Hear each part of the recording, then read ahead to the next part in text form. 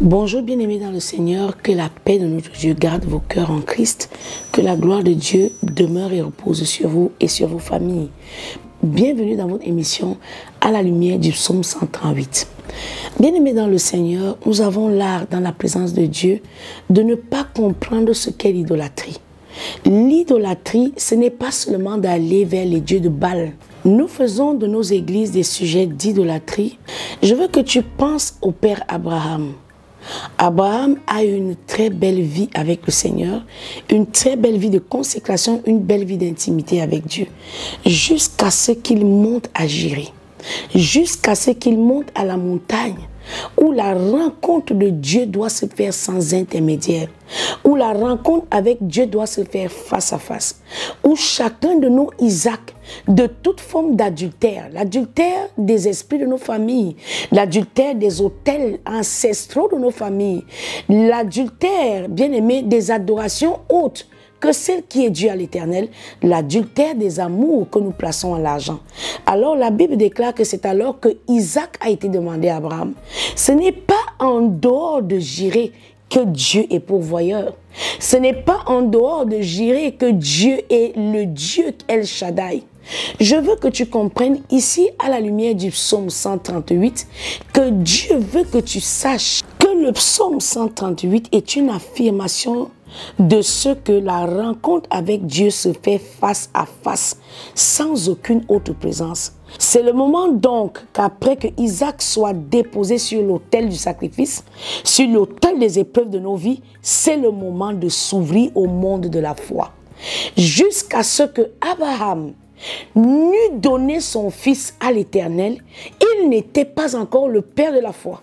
Il avait peut-être la foi, mais il n'avait pas la paternité spirituelle des enfants que toi et moi, aujourd'hui, nous sommes engendrés par Christ. Or, Christ qui est le souverain sacrificateur, il ne consomme pas nos dîmes, il ne consomme pas nos offrandes, Christ ne consomme pas nos nuits de jeûne et de prière, non. Christ consomme notre foi. Or, la foi ne peut pas être manifestée quand il y a encore un intermédiaire dans la rencontre avec Dieu. Quand il y a encore que l'amour que tu as pour ton mari dépasse l'amour que tu as pour Dieu. Quand il y a encore que l'amour pour ta femme peut t'amener à voler, à tuer, pendant que tu ne peux pas tout donner pour le Seigneur. Nous avons plein d'adultères comme ça dans la présence de Dieu et nous croyons avoir une belle religion. Non, nous avons peut-être la foi, mais nous ne sommes pas encore dans le sein d'Abraham. L'aventure de la foi commence lorsque Isaac est pourvu. L'aventure de la foi commence lorsque l'agneau du sacrifice peut devenir à nos yeux plus précieux que tous nos Isaac. C'est le moment de s'ouvrir au monde de la foi, à la présence vivante et concrète du Seigneur. La lecture du psaume 138 peut donc nous faire entrer dans une prière de contemplation. Or, sans la contemplation, il n'y a pas de transformation. Tant que tu ne peux pas contempler Christ à visage découvert, tu peux avoir une bonne foi, mais tu n'as pas la mesure de foi qu'il faut pour accéder à la vie nouvelle, donc à la transformation par la contemplation.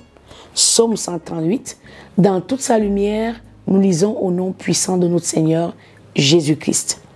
Je te célèbre de tout mon cœur, je chante les louanges en la présence de Dieu. Je me prosterne dans ton saint temple et je célèbre ton nom à cause de ta bonté et de ta fidélité. Car ta renommée s'est accrue par l'accomplissement de tes promesses.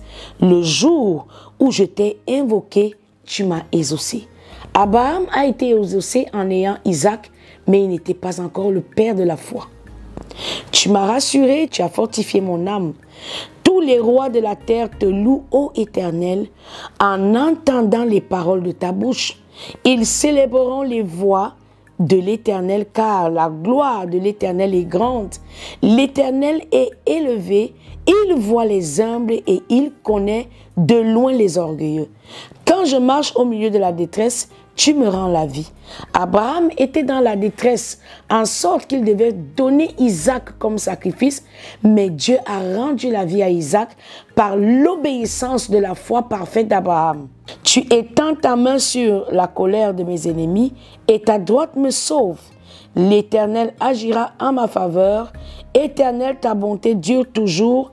N'abandonne pas les œuvres de tes mains. Dieu n'abandonnera pas l'ouvrage de ses mains que tu es et la foi. Donne ce Isaac, donne ce qui t'amène encore à ne pas connaître la transformation par la contemplation. Donne cette chose qui est encore like an hindrance between you and God. Surrender it all to Jesus and He's going to be for you the great El Shaddai, the Almighty God, the great provider.